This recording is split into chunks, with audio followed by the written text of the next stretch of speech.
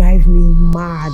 Is there any difference between interior decoration and interior design? Interior decorators are mostly concerned with the adornment of spaces, but decorators are not designers. What are the crucial elements that make up like a well-designed or well-curated space? So a lot of people will tell you about the elements of design, all of the light, color, form, texture, all of that. But for me, even when you're applying the elements of design. That was crazy. What has been some of the challenges? And also maybe an example of a project that really stretched you in some way or in some form. I would highlight two major challenges, right? Number one, the workforce is a bit of a struggle. Even with the guys that I've worked with that are good. Let me give you an example. Instead of someone to move this item from A to B, and that's the solution, he will move it in between, and he would already have the plan when he doesn't get to B. Like, it's almost like he's planning for failure. Was it an intentional plan for you to always go into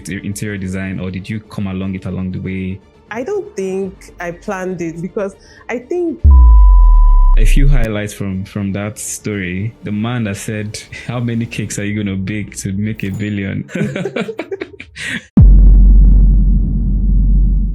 Hi, this is the Hungry Crazy Podcast, and my name is Mo, as usual. And today we're having a conversation with an amazing architect, interior designer.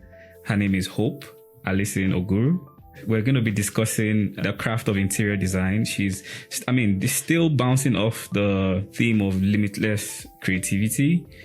This is another facet of creativity that we believe will also bring some enlightenment and some insight as well to, the creative world, the creative environment that we're in, and also like shed some light into what it takes to be an interior designer, the craft of interior design, and all the behind the scenes, the chaos, the mess, the sleepless nights, if there are any, and things like that. So really excited for this session. Taking us a while to get here.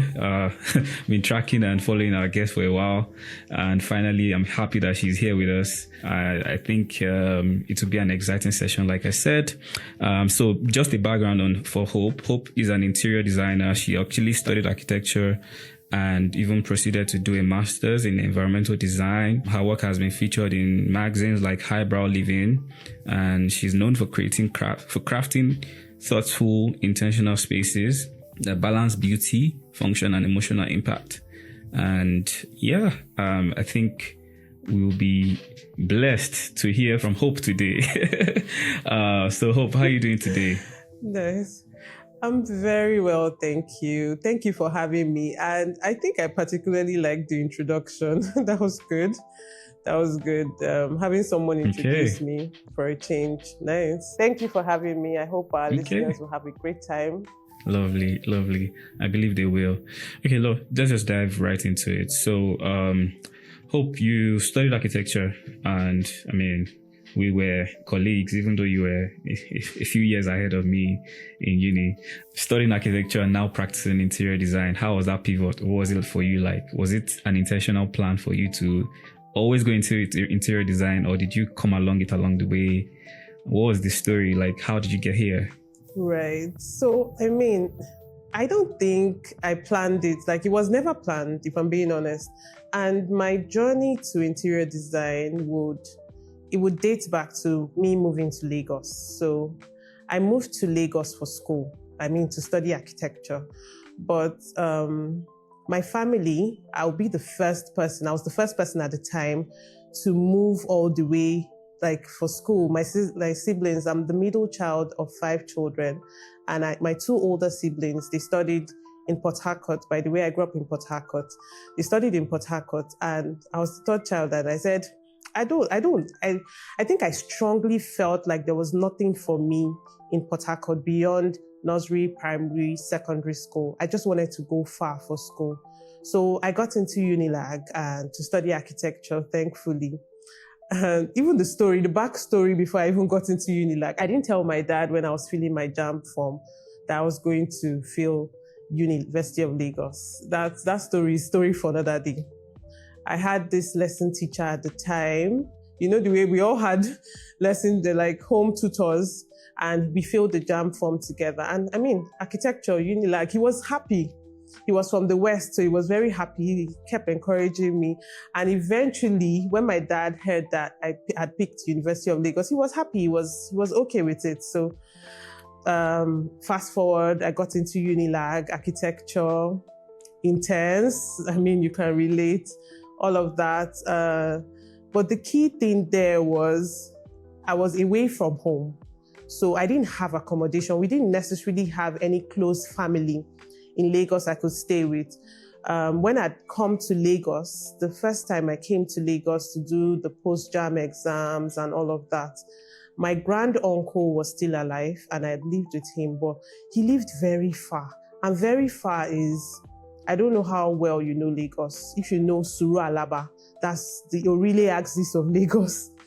And coming to school before you get hostels and all of that, coming to school from that distance was hectic. First of all, understand that the kind of buses that ply that route, the culture shock for me was a lot because, in Port Harcourt, things were not that intense. I just felt Lagos was so intense. So all of that, and then he passed, although the accommodation was always there for me anytime I needed to stay there, but it was far. And first year in school, you get school hostel, school accommodation. So I got school accommodation and I stayed there for my first year. By second year, at the end of the school session, you need to leave the hostels. So I didn't have accommodation and home was far. And if you remember anything about architecture, we're always the last people to leave. Like after school exams, after all of that, Archi students will still be in school till much later, even after the hostels had closed. So it was necessary for me to get off-campus accommodation. So of course I spoke with my parents and I eventually got one. So I started living by myself very early. So from my first off-campus accommodation, I stayed there. Then I also had friends in school that already had hostels. The school assigned hostels. So you get hostels in your first year students and final year students compulsory. So in my second year, I didn't have accommodation. So I was squatting with my friends. Anybody that went to school is familiar with that. I was squatting with my friends. I squatted in Moremi. I squatted in New Hall, but I still had my off-campus accommodation. So fast forward, by final year, I got another accommodation because my younger sister joined me in Lagos. She also got into University of Lagos at the time, and we needed a bigger space. So we got private hostel at Unilag Baggate. Private hostels were also very popular at that time. We got private hostel at Unilag Baggate, and my creative genius arrived. That's what I would just say, because I think for me, interior design is in it. I don't struggle with it. It just comes to me. With all the accommodation we had to stay in, from the private hostel that we had to the second space we had, we now got a 1-bedroom and then eventually a 3-bedroom when my brother joined us. I always furnished it like, for students, I remember my friends would make jokes like, you are executive students. Our apartments were always very nicely done. Very, very nicely done. We set it up really nice. And I know they'll make all those jokes, executive students, what are you doing with all of this? But we were far from home and we needed that. We needed to feel like our space was not just like any other, like a hostel and all of that. So with every accommodation, I fixed it up really nicely and it was really good. And people will make comments like, this is not too much. People are doing the most, like, but of course, in all of those comments, they're also saying, this is really nice. This is really nice. And I had this friend then, she kept saying, this is what you should do. Hope, this is what you should do. So for me, it happened. It just sort of happened. But even in that time where each time I had great accommodation, I was always styling it up and making it look very nice.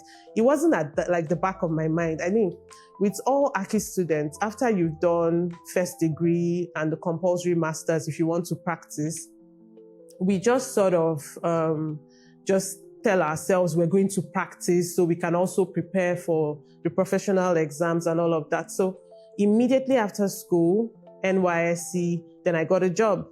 my first job, the story of my first job, I only lasted 8 months.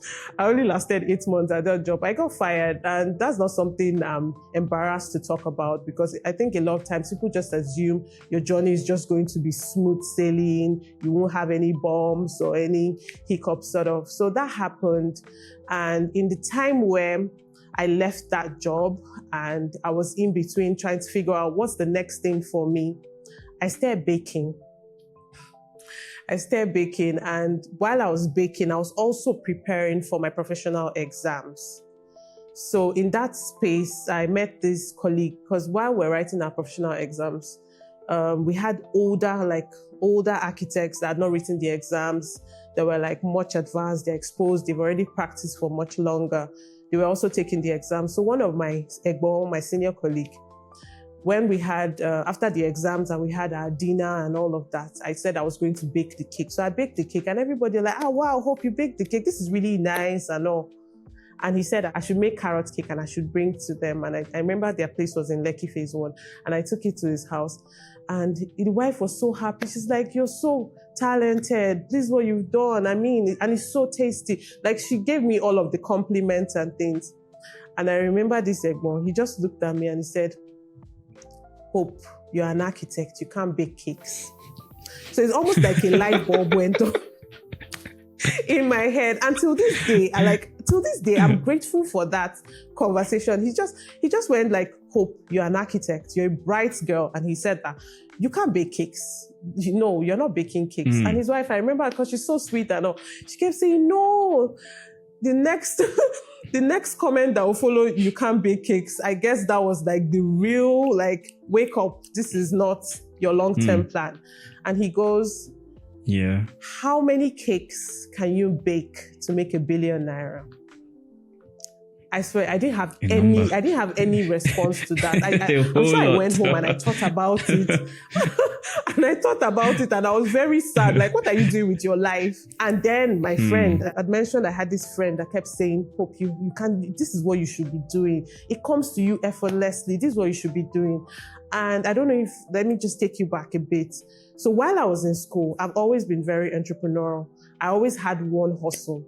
I was either selling bed sheets, duvets, making curtains for people's homes. So I was still doing all of the things in my present space, like the interior design space. I was doing all these things, but I didn't think too much of it. In my mind, I'm hustling for my extra kobo. Do you understand? So just as a student, you don't want to rely on only pocket money and things. So I didn't think too much of it. So after that whole incident, and of course I got laid off from my job, and all of that happened, she just came back again. She was in my ear and she said, this is what you should be doing. This is what you should be doing. So how I started off it wasn't planned, because then again, with architects, most architects, when they leave school, they want to do core architecture. That's the whole building envelope and everything. They want to do core architecture. So for me, I was still struggling with, do I want to do this or not? So I started out with buying decor items from China at the time. I'll get decor items and I'll put it up. And then I started telling people that I can do your space for this. Don't worry, I'll consult for you. I just started letting people know that I do this thing. And at the time, I'd worked with that Egbon. So even at his office, after I left the other place, I would when I get to the office, I'll tell them this is what I can do and all of that, just to let people know that I can do this stuff. But it wasn't up until I got my first project. Would I call it a project? It was very informal. It was from Hope, can you help me? Like maybe if you have a space and you want blinds, window blinds, can you help me with window blinds? Then I go on to ask you, what do you want to do? And he said, no, he wants to set up his gadget store. It was in Computer Village. That was my first real opportunity. I know people won't believe it, but my first real opportunity was in Computer Village. And it was from a guy that I used to get gadgets from at the time. And he just gave me that opportunity. And he had a very tight budget. The budget was almost non-existent because there was no plan to hire an interior designer. There was no plan to bring anybody on to do any sort of design and things. So, that was my first real project. And it was from there, things just started happening. But that was the trajectory leading up till today, really. Wow, what a story! That was a story. I mean, Wow, that was a journey. That was a story. I think right. a few highlights from that story. A few highlights from that story. A few ones actually. One was the first of all, the friend, right? The friend that you have that kept nudging you that this is something that you should you should look at, and this is for you. That's one.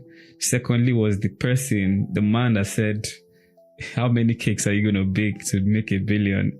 I think those two people are like really crucial people. And I say this that, you need to have a community of people that actually see you better than you see yourself. Because these people, they remind you of who you really are. Sometimes we tend to like be so consumed in, our heads that we forget what we actually are, like how the impact of what we're doing, or the capacity that we have, the talents, the things that other people see that we don't necessarily see, because sometimes we tend to be very hard on ourselves. So I wanted to say shout out to those people that actually helped you to see those things that you actually have, because if they didn't keep nudging you, maybe you'd have been doing something else which could still make you successful, but maybe not as fulfilled, because I feel that fulfillment comes from doing something that you really, really enjoy, and that comes more naturally to you as well. So wanted to make that point. But yeah, interesting journey. I feel like a lot of creatives also like go through like multiple like mazes in a way that it's never like a straight path, you know what I'm saying? Like, you just say, okay, I'm gonna do interior design, I'm just gonna go work here, work there, and then boom, I'm gonna start my own outfit or something. It's always like multiple layers of going around, trying things, failing at it, and then eventually landing it. So let's speak more on the work and the design landscape, the interior design landscape in Nigeria or in Africa generally. There's a popular misconception, or should I say saying, which I am familiar with, but I'd like people to also know about this. Some people say interior decoration, and then some people also say interior design. I hear some people mix interior decor and interior design. I'd like someone to finally like clarify what's going on here. Is there any difference between interior decoration and interior design? And if there is, what is the difference between these two? Should I say, I can't even say jobs, maybe jobs, yeah, or professions. Roles, yes, we can say roles. Roles, yeah, roles. Oh, yeah. Roles. Yeah. So what's the difference? True. Or if there is, you haven't even said there's a difference, so I'll assume there isn't. So until you say otherwise. Of course there's a difference. Of course there's a difference. And that was a clickbait. Of course there's Don't a worry. difference. And I feel like in my early days when I started, I used to be so offended when people say, you're just an interior decor now. I remember this client that I had to do something for, and the person, usually before you get on the project, before you see the space, the person that will hold the key to that space, he said, you're just an interior decor now. And she made that comment, and it was pinching my body, but I let it slide. And I just think it's from, in the last decade or two, or say in the last decade, that's when interior design has become so popular. Before now, people just used to just do things themselves. So let's start with interior decoration. Interior decorators are mostly concerned with the adornment of spaces, putting styling pieces. They don't go too much into the details of space planning, space separation, lighting, mood, ambience, texture, materials. Do you understand? All of the materials we use in finishing spaces. And so let me paint a better example. So like when realtors abroad, they want to sell a home, they stage the home. So that's where a lot of decorators come in. And interior designers can also be interior decorators, right? But decorators are not designers. So with interior design, there's a lot more planning, there's a lot more zoning, there's a lot more material specification. Personality. Yes, so you're even trying to make sure that the client's space is perceived as that person Do you understand? I mean, I've done Exactly. a number of spaces, but you can't say any space is one person's space. You see that it transitions from each client, what that person feels like, what that person it tells a lot more about that person than even me, the interior designer. Of course, my style comes to be like how I interpret briefs. And I even tell people, if you say you bring one brief, right? There's one brief in front of us and you place 10 interior designers in front of that brief, you're going to get 10 different interpretations, right? So designers do a lot more work. Correct. And I even tell people that designers the best time to bring in your interior designer is that construction phase. Is when you have the carcass. So I find that most times you have to start breaking down walls, introducing more switch points, just all of that. But imagine the client that brought you in when they were constructing. All of that, you won't have to be breaking walls. You won't have to be introducing things. It will be a lot more seamless. So at that point, the interior designer and the architect will work together to make sure at the end of the construction phase, when you now have to start fitting out the interior, everything is seamless. So interior designers do a lot more than decorators, but designers can be decorators and designers can do the work of a decorator as well. So the difference is worlds apart. This is not any shade to decorators, but it's just basically people should be informed. Do you understand? So this is a while back when I started out. The first residential project, emphasis on residential project I got, I had a bit of a struggle with the client. Like there was a bit of friction, not friction like we're going at each other. I said, no, he held back a lot. He was not like 100 on the project. He wasn't sure if he wanted me to do it or not. What was the reason? Apparently, he had one of his buildings that he had rented out to someone and the building got burnt because of an electrical fault. And that electrical fault was as a result of something the interior designer had introduced.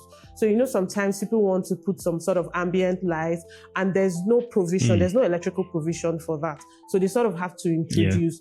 But if you don't know something, so when you're working with Nigerian artisans, you have to know your stuff because they are very interesting guys. Even when the standard stuff to do in construction is to make sure interesting is a nice way to put it. Yes, you have electrical, you have the pipes to insulate your wires.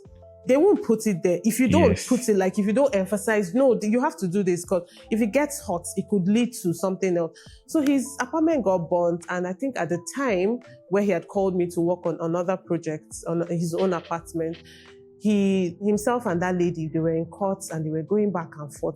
So all these things come to be. That's where the experience, the knowledge, know-how of these things come to be. It's not enough for you to say, I'm an interior designer.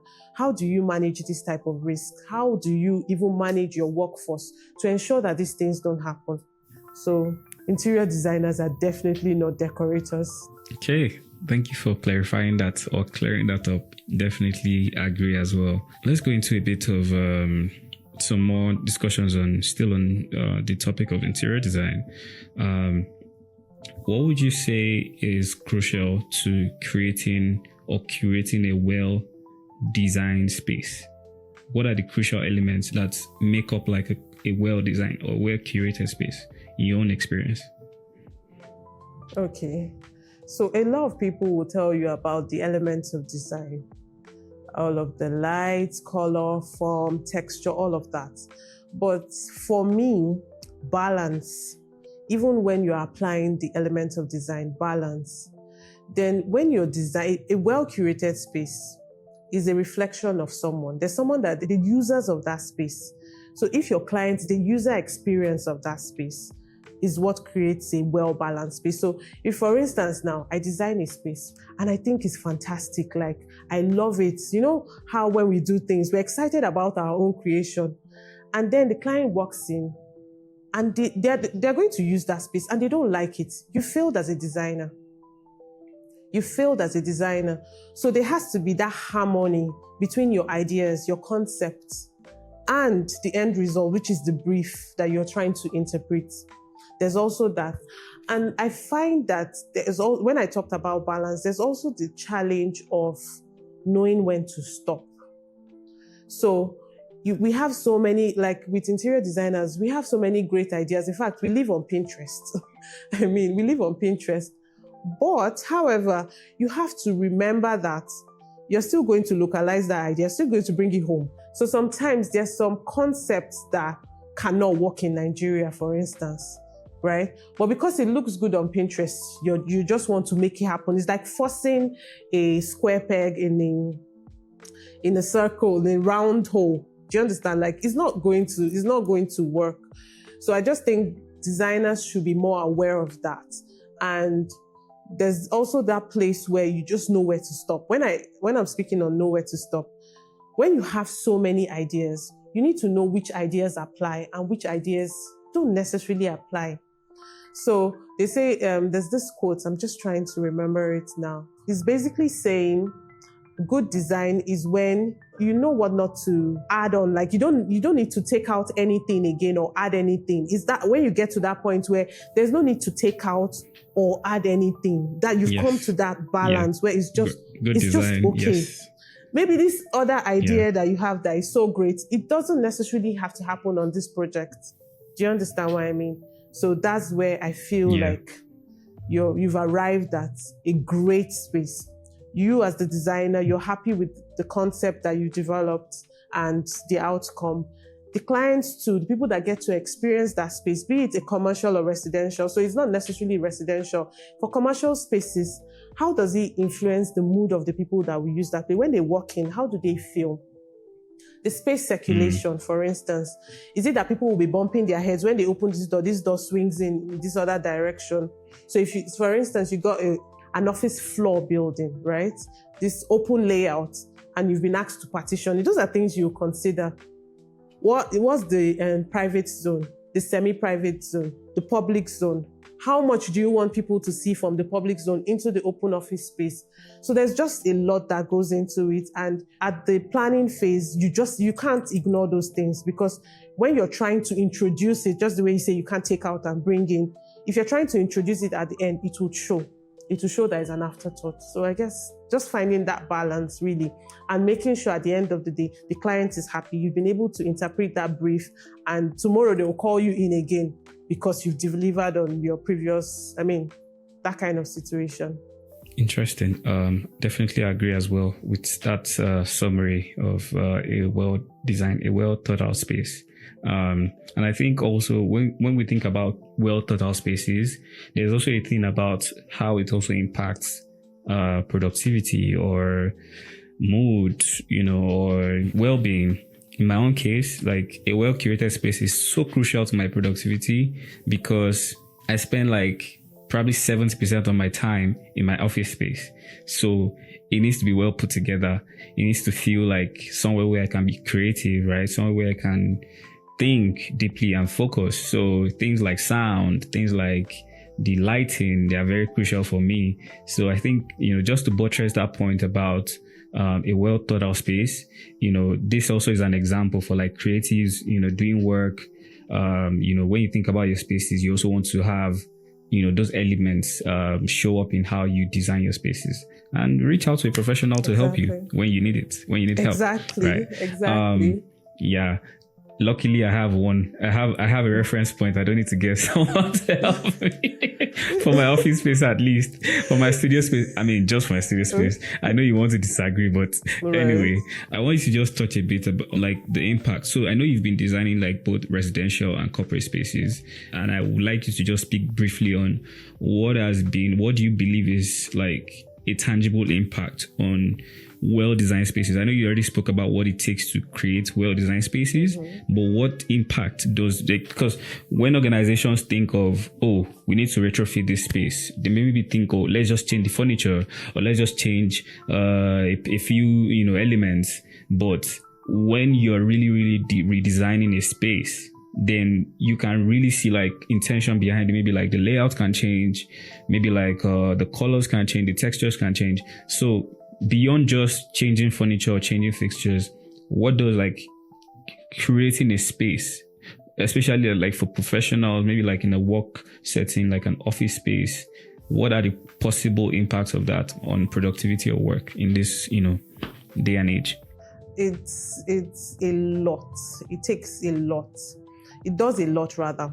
So a lot of times people just assume that it needs to look picturesque, like nice. When you take pictures, it's nice. But that's just one part. It's not like it's not important. That's just one part out of the whole. So you also want, just like I said earlier, productivity. You also want to think about the productivity of people. Like now we're dealing with Gen Zs. And you know Gen Zs, they're very bright. I mean, I have to add that. They're very bright. And the way they approach things is very different from, millennials ourselves, the way we do things. So you also want to capture those people. You want to make sure that that space informs how they perform. So productivity, even in planning spaces, when you think about the elements of design, color is also there. And color can determine the mood. Light can determine the mood. You want to think of interactive spaces. You want to think of spill out rooms where they just go and exhale. Because it's no longer that whole white collar thing where every space feels sort of mechanical or sort of, it's just white. You know, there was a time where all the offices were white. All the spaces were white. Nobody was thinking of introducing warm lights, like warm white colors. Nobody was thinking of texture. Now you even have breakout rooms where they have pools, they have soft cushions, and they can just exhale and relax. Because let's be honest, that whole factory mindset of just grind, it doesn't necessarily give you the best results. Let's remind ourselves about our days in architecture. And I think this applies to people in the creative space even. So our days in architecture, I can speak for myself and a number of my colleagues. You know, when we have jury, when we say jury is 4 weeks away, 2 nights, 2 days to submission. That's where you see everybody grinding. And you'll be surprised that even the people, because that used to happen to me. I didn't used to get my best ideas like weeks before submission. No, my best ideas came the night before or 2 nights before. Maybe 5 days before jury. Then I start I've had the night before. But I was someone that was very fast with my work. My colleagues can attest to that. I didn't struggle with studio. That's our most important course in architecture. I didn't struggle with it. So you understand that times have shifted from people working and just working for the sake of working. So you need them to be in the right headspace. When they're in the right headspace, they give you the best results. What does that also mean in terms of design? When you're designing a space, you're thinking of the ergonomics, even the chairs that they sit on, how they sit. Of course, it will apply in your structure, like how the company work ethic and all of that. It will also show up there. But in terms of design, the ergonomics, what kind of workstations do they have? Apart from the workstations, the breakout rooms, your lunch room. I remember a lot of offices back then, when I worked, a lot of offices didn't have proper lunch rooms. People just used to eat in one place that had one small microwave or something. It's in recent times that most offices now have lunch rooms where people relax and eat properly. So imagine that you have to eat and you have to eat in a place that is uncomfortable. Then when you eat, you now run back to your computer and start working. Sometimes you just be performative. You might just be there acting like you're working and you're not working because the environment is not exactly enabling. So you have to think of spaces that encourage work.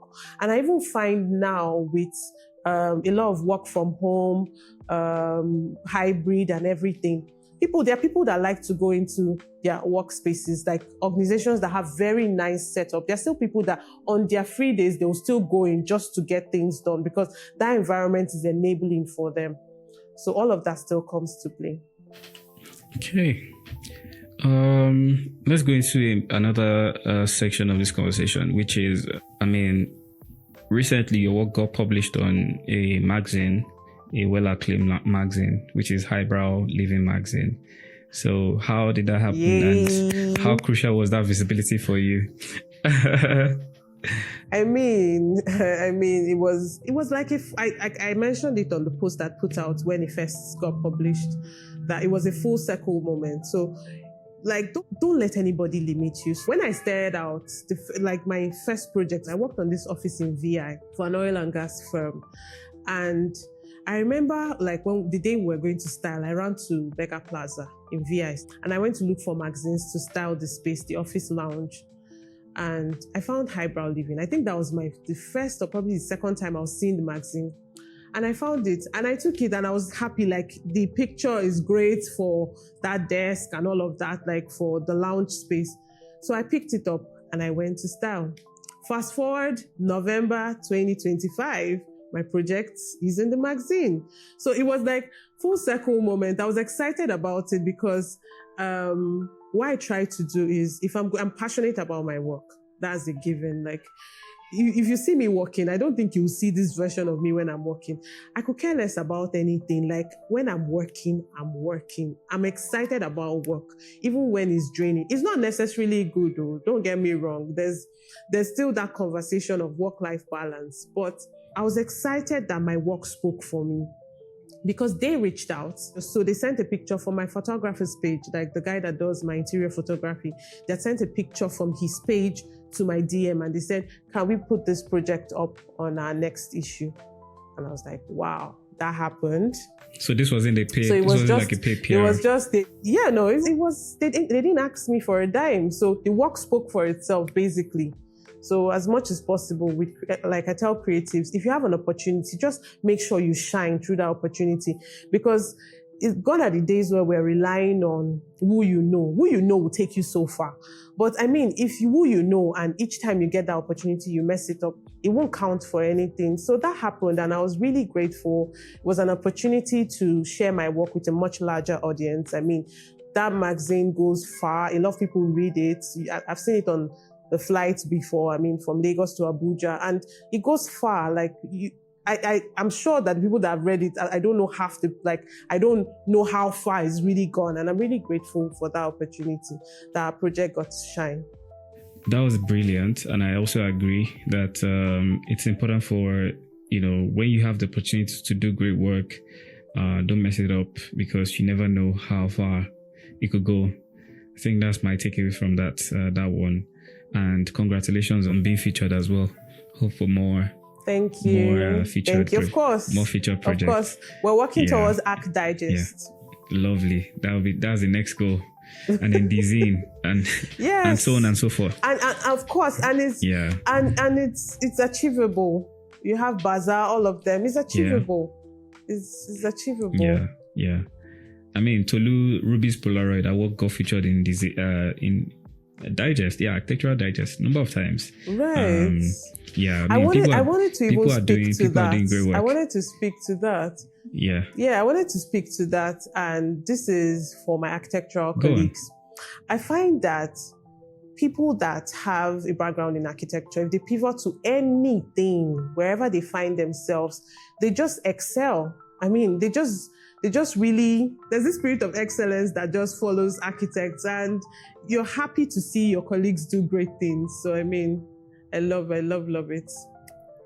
I love it. I agree. In fact, this is something that I love the fact that you also mentioned. I didn't even think of it in this sense when I mentioned Tolu. Yeah, she was just the next person I remembered, because I had a lovely conversation with her. Because architecture gives you I feel like, apart from the chaos of architecture, it has its downsides. Let's not glorify it too much. That's true. That's true. But architecture gives you something that, I don't think any traditional course or any other profession gives you. There's just that grind every time, constantly on your toes. If you snooze, you're gone. I say 6 unit course. If you fail it, extra year straight. Spirit of excellence. I think the fear of extra year too was a thing, though. I agree. The fear of extra if you year fail from year one, you can have extra year guaranteed this. We're just waiting for you this from year one. That was crazy. You just have to be on your toes. Behind us. Yeah, and we've taken the positive from it. Yeah, thankfully that's behind. That's behind. And also to add to the fact that I feel like it also makes you ready, right? In the sense that you're always ready, kind of like exactly. You can be called into anything and you can just make something up, right? I've been called into different things, meetings that I didn't plan for, and I'll just be able to come up with something on the spot. I think it's based on that jury mindset, because when you're doing your jury, bro, you just have to conjure something up. Just bobo something, even if your work is not really that good. You have to impress. Your presentation skills has to like make up for you, bro. Yeah, it was a thing. And the crazier part is that your work can even be good, and if your presentation is bad, it can go bad. Yes, exactly. Because if you can't speak confidently, at that time the lecturers immediately they assume that you didn't do the work yourself. Immediately they already come with the assumption that this guy outsourced someone the work. did it for you. You just printed all of this shit and you just showed up for the jury. But hey, our background I do not recommend. Yes, prepped us for it prepped us for life. It prepped us for life, because life is just going to continually throw things at you, and you don't get to pick and choose. Do you understand? You just walk with the ruffles and just keep it moving. So there's still a lot to be thankful for. There's silver lining. I like the way you summed it, because I was about to go a different way. But interestingly, again, another thing about architecture is just to give architecture some glory, because it deserves some flowers. Even though there's some other side to it, like I said before, there's also this thing about architecture. Like when you think about other design practices, they kind of stem from architecture. Think about UX, which I do as well, right? Think about UX design. When I started studying UX design, I realized like the process of even doing UX design is still based on architectural principles. It's still based on the framework of ideation, which is like briefing, right? You're briefing your client, concepts. Wireframing is like sketching. Rendering is like prototyping, right? And testing is like, you're having presentations, you're having, back and forth with your client. Same thing, potato. So, shout out to architects. We do the damn thing. Someone said recently, I saw a post recently that someone said, list of most difficult courses, and architecture was ranked one. Well, I have some bias about that, I've seen it no too. doubt, but I've seen it too. You don't agree? I don't know, maybe it's fully true, because there's some courses like astrophysics or medicine, neuroscience or like all them extreme, like space, whatever, all those people that I don't know. I don't study, but Trust from what I know, from what I hear, architecture is up there. Architecture is also up there. It makes me proud, but at the same time, I don't want to be delusional. But it is difficult, no doubt, right? It is difficult. It is. I think it's more challenging than difficult. It's intense and challenging, right? Top of my mind, how are the Gen Zs at our department surviving now? Are they not needing therapy and things? I tell you that this generation actually, from what I see, they actually look to be doing well. From what I see, I don't know. I've interviewed Kayode. Kayode's work is amazing. He did some fantastic projects. He's an entrepreneur. He's also doing his master's now, I think, right? But yeah, I think they are faring well. They're doing the archival so well. Like they're doing things like their social life is alive, even more alive than ours. I think thriving. We did have a social life, sha. But anyway, Gen Z, when they start doing something, they go all the way. Their events are all over, like they're crazy. They're not stopping. There's just something about them. They're not stopping. They're not stopping. Yeah. I follow their page on Instagram, so I'm in touch with some of the things that they do. But that was definitely, I needed to just point that out as well, to give architecture some of the flowers. But hey, I do not recommend. Do not say Mo said this. Go and do architecture, because whatever you see is what you get. So let's move on now. So Hope, we've been speaking about the work that you do, about interior and the practice of interior, the actual work of interior now. I feel like it will also be good to know some of the challenges that interior designers face, or in your own experience, what has been some of the challenges, and also maybe an example of a project that really stretched you in some way or in some form that was really challenging. Was it timeline wise, or the scope of work, or was it the client? So maybe you can just give us a bit more, a bit of that.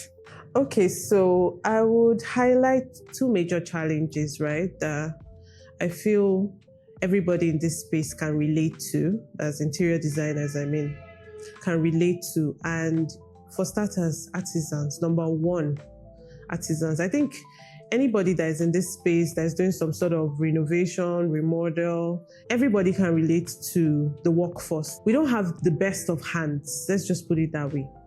And even the guys that are in quotes trying, you struggle with the budget for the project, for instance, right? The budget will also, because there are independent firms that could help you for joinery, for instance, right? You have AFP, you have woodwork, you have a number of them, right?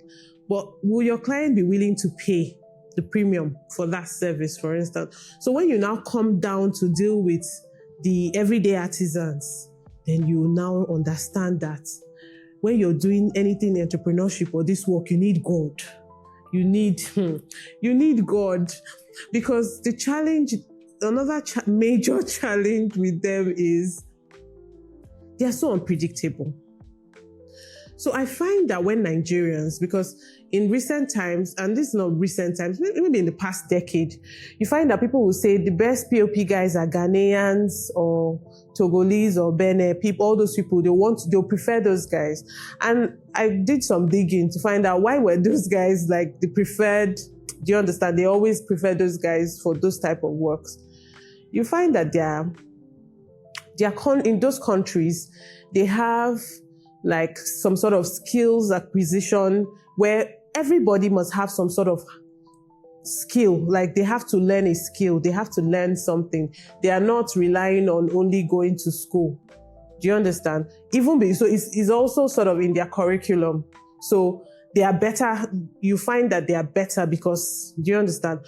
But in Nigeria, you find that most people that would do all this type of works are people that their economic standing is not so, like they have to survive. Do you understand? So when you find that because they have to do that to survive, the mindset is different. And I even have some guys that have worked with me for a while. They'll tell you, the boys now, they no one learn. Like the guys that are coming to learn these things, like the young guys that are coming to learn, so their apprentice, they don't want to stay long. So you find that this guy will just go and learn for maybe something that he's supposed to be with his boss for 5 years. He will stay for 6 months and run away. And he will start his own. We have Instagram, TikTok, everything now. He will start his own business and he will just go about messing people up. Because he will be cheaper. And Nigerians equate cheaper to, it's better. You're trying to cheat me, so let me go with this guy. They're not necessarily thinking of the quality and the outcome when they are making those type of decisions. You get me?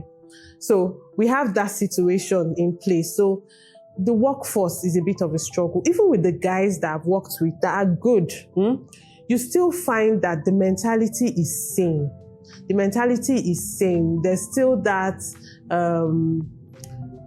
instead of someone to do something, for instance, let me give you an example. Instead of someone to move this item from A to B, and that's the solution, he will move it in between, and he would already have the plan when he doesn't get to B. Like, it's almost like he's planning for failure. I don't know if it makes any sort of sense. Like, instead of just doing the right thing, you're thinking of how when things go south, you're going to patch it. They always have that mentality. No worry, we go paint them. No worry, we go use thinner. That thing used to drive me mad. Do you understand? And I find that these same guys, I know I've spoken about the neighboring countries, Togo, Ghana, and all those guys. They're great. They also have their challenges regardless. That one is topic for another day, but let's just focus with this. So, apart from the fact that they're just mentally lazy, because that's what I call it. It's just that mental laziness. You know that if you do this thing once, instead of going back or when you leave the site, you have to come back and then transportation. For instance, if you have to spray doors and you bring the spraying machine, if you did not take your time to spray the doors, it means you have to transport that machine all the way to the site. And you know Lagos is small but big. Do you understand? So you know the distances people travel to get things done. So you have that challenge of they're just not ready to calm down and get things done. But that's where designers come in. That's where when we have projects and we're the main contractors on the project, we're trying to make sure the clients don't see all of those shortcomings. All the clients are interested in is, I've paid so that I don't have to have this headache. I've paid so that I don't have to think about how are people getting it done. Did the spray man come today? Your own is just to get it done. So your clients are now paying you to make sure they don't have to deal with these guys and all of the drama they bring with them. And the other thing I've also noticed with artisans that I feel like people are missing is these same guys.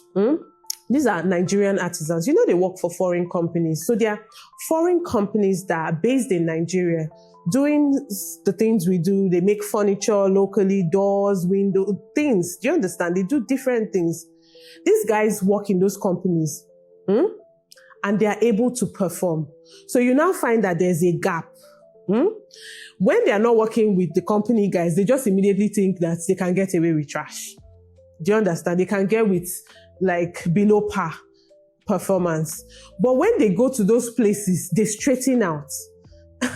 I don't know what the math is. People will say it's structure. It's not necessarily only structure. It's also a mindset that is ingrained in their mindset that after all, we know they work for company. We know they work for do you understand? We know they work for the foreigners, the white guys. So they will just immediately not pay that extra attention. So you do extra work. That's where the work comes in. Extra work. And what I find, the other thing is that as much as possible, you want people on your team that mirror you. So if you also have, let me say you have a supervisor that also feels that let's let it slide, you're in trouble. Do you understand? It's not a big deal. We can use Tina to clean it. We can do this. You're in trouble.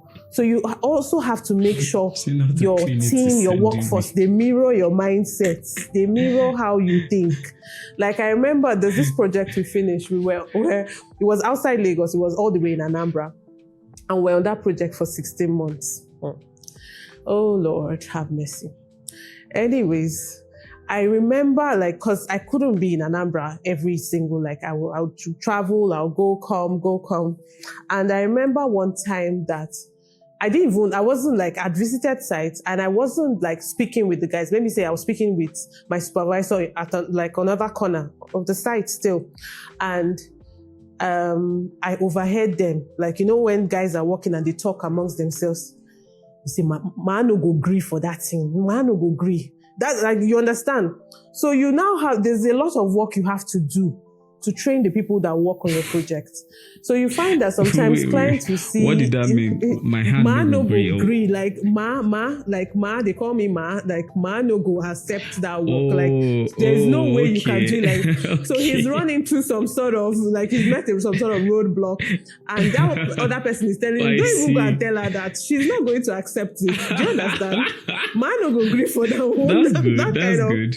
Do you understand? That's good. So that comes with after they've worked with you for some time, but it doesn't also change the fact that you will meet all sorts of rubbish with these guys. Oh my God. I love them because the truth is that without them, you still can't get things done, but it takes a lot of continuous training, this is our standard here. And I've also had situations, let me just to digress a bit. I've also had situations where when clients see your outcome, or not clients, prospective clients even, or even people that know you, because I've had colleagues, my background is architecture, so most of my colleagues still do a bit here and there, things in my space. So they'll reach out, do you have POP person? Do you have XYZ person? And I always tell them, the results you see that I get from these guys is because of me, is largely because of how I handle them. So I always emphasize that. There was one time, one of my neighbors where I'd stayed one time, they disturbed me. Oh, they need my upholsterer. Okay, I said, no problem. I gave them the upholsterer and the outcome was terrible. And people would immediately assume that you gave them someone that was not good. But they don't understand that your outcome is because of how you manage this and how you manage your own processes. For instance, they don't buy materials for me. I handle my materials. These guys will look for any opportunity to squeeze out some extra cash, regardless of how well you pay them. So when you give them materials, you're almost like giving them giving them a rope to hang you. Do you understand? So I think that person just maybe quoted some amount and they just gave him all the money. It was a disaster. And that's the same person that will work with me and will give the best results. Do you understand? So I guess that's also what clients should understand they're paying for. They don't have to deal with all these middlemen in the process of getting that project delivered. So I've spoken about artisans. The second challenge is neither here nor there. I think the barrier of entry is low. And the barrier of entry being low, what it sort of, I would say, affects is you have situations where, so barrier being low means you have a lot of interior designers. There are a lot of interior designers, and I have nothing against that, right? So it's just like with every business has their work ethic, their work structure, their own policies, their do's and don'ts. And so you don't expect that what's happening in Mr. A's business is what will happen in Mr. B, C, all the way. Do you understand? So you find situations where a client will approach you. So my own process, you start with a consultation, then we do some sort of discovery call and we speak on the phone just to get a sense of what your project is about. And then you let them know that for me to come to your site or the proposed space that we want to do up, we charge a fee. It's called a call-out fee, right? So Finn, just imagine that every time I got a call, I would just carry myself in this Lagos and I'll appear. Just imagine the exhaustion I'll be dealing with. Apart from the fact that there's no value for time, it's not reasonable, right? And this is something I learned way back and I just started doing it and it made sense for my business. It's not like the fee that we've placed on it is something that if you're someone that understands the value you're going to get from our service, it's not something that would break the bank, right?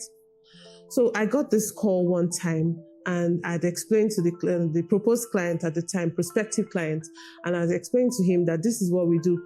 And the man just went off on the call. He just started yelling at me. He said, I've called 2 people already. They've come to check it. The one person has done 3D. Like he was just basically going off. Yeah, I was just calm because I already know you're not my client and I don't want problems. It's good that you've showed me that we cannot work together.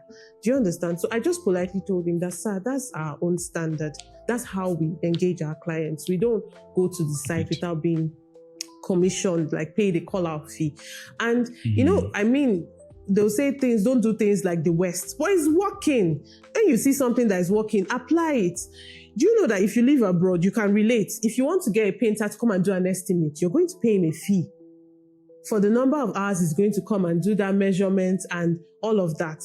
But you find that you struggle with those type of things. And why I'm happy is that over time, it has helped me to sieve the people that are my clients from the people that are not my clients.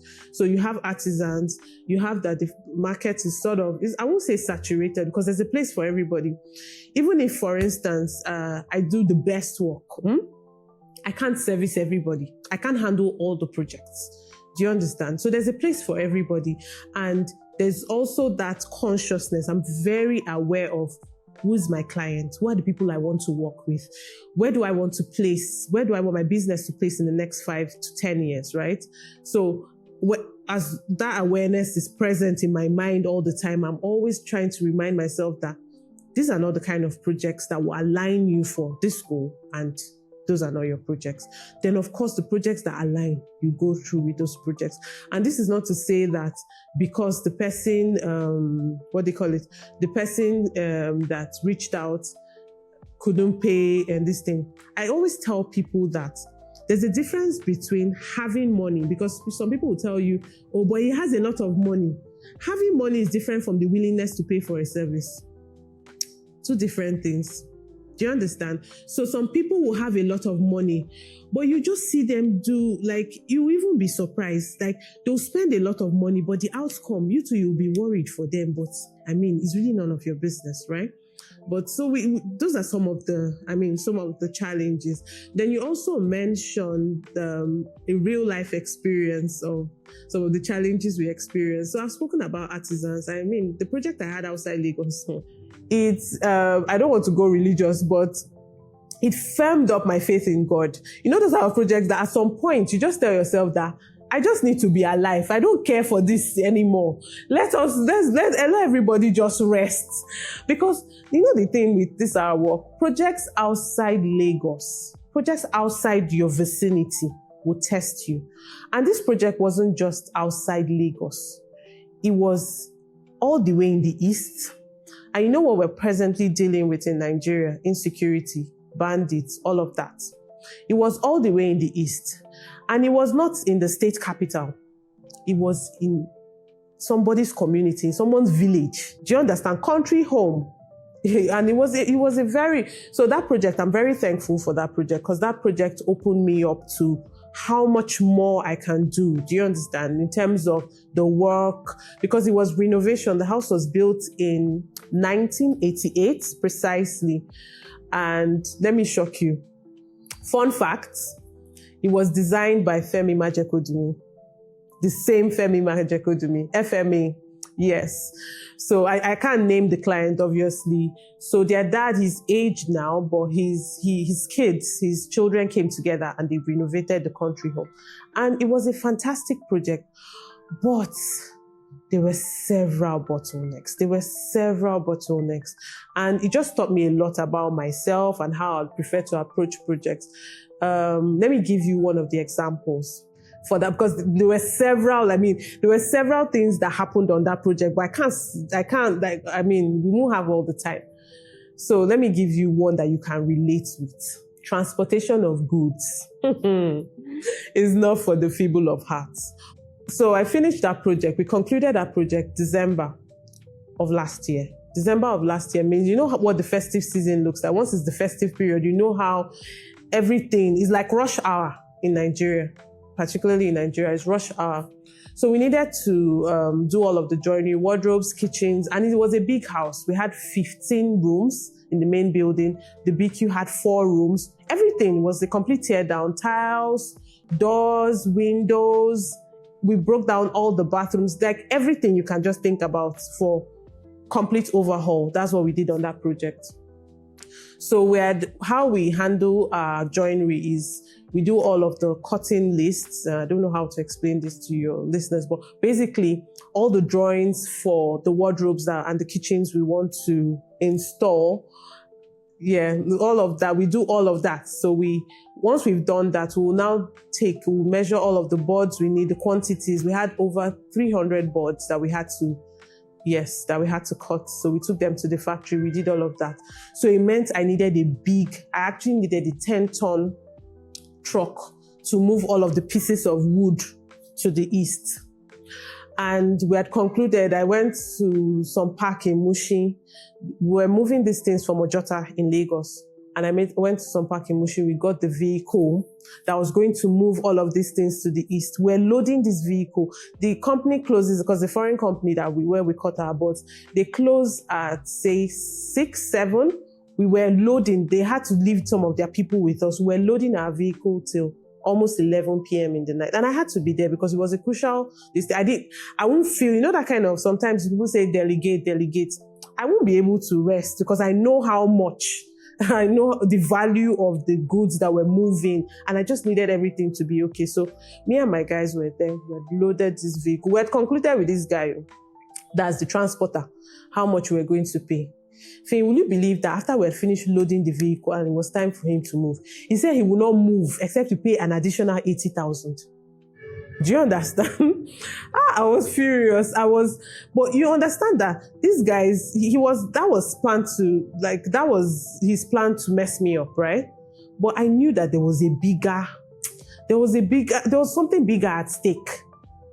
Do you understand? Those boards needed to get to Anambra at a certain time. And we needed to start assembling because we had a lot of wardrobes, a lot of kitchens. We had TV walls, it was a lot. I'd struggled with it. I just walked away because I was fuming. And I spoke to one of my colleagues, she was with me, and she said, Hope, you know that if anything happens, because you also, when the driver is moving like that long distance, because they said the Benin Ore road is a mess. I don't travel by road, but I'm aware because that project really brought light to it. Most of the times we were moving things, some of our tiles, we lost our tiles, but I mean, that aside.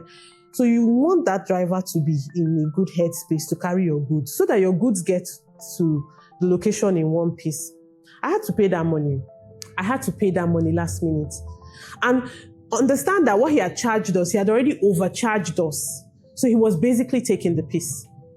So in that moment, there's no time to go back and forth because everything was loaded in the vehicle. You pay loaders, you pay offloaders, you pay the guys that move the things out from the factory because your guys cannot move inside the factory. Do you understand? The guys that moved inside the factory to get it out. All of that payment is almost like my head was just doing this. So I paid the money and he moved. And I think that's the tip of the iceberg compared to I just didn't want to highlight some other experiences, but that one was a lot. And then it took that driver 2.5 days to get there. So imagine me being in like prayer and fasting mood throughout the period that my goods were on the road. And that was not the only item that moved from Lagos to that location to the east. We moved other things. We moved doors. We moved tiles. We lost some tiles, but of course we had already planned for that. So we had a 20% markup and all of that. But I mean, it was a lot. It was a lot. So, with experience and everything, we're able to manage it and it didn't cost us so much. Okay, wow, that was an experience. That sounded very like a lot. Relatable. That sounded very relatable. Thank you for sharing that. Oh my goodness. Yeah, we're coming to the end. We're coming to the end of the session, and I have some questions that we usually use to wrap up the session. One is, what does being a hungry creative mean to you? I think we can agree that you're a hungry creative, right? What does being a hungry creative mean to you? Humbly so. Being a hungry creative just means staying true to myself and not losing sight of my why. And I'll explain. In an industry like interior design, there's just the way people say there's fashion plagiarism. There's also something you can also say there's sort of interior plagiarism. And I've been so intentional about making sure whichever brief we have, whatever concept I'm developing, I'm staying original. I'm staying true to how I perceive that thing, my interaction with the client, and how I feel is the best way to approach it, and not constantly looking over to see, I don't like the idea of following trends.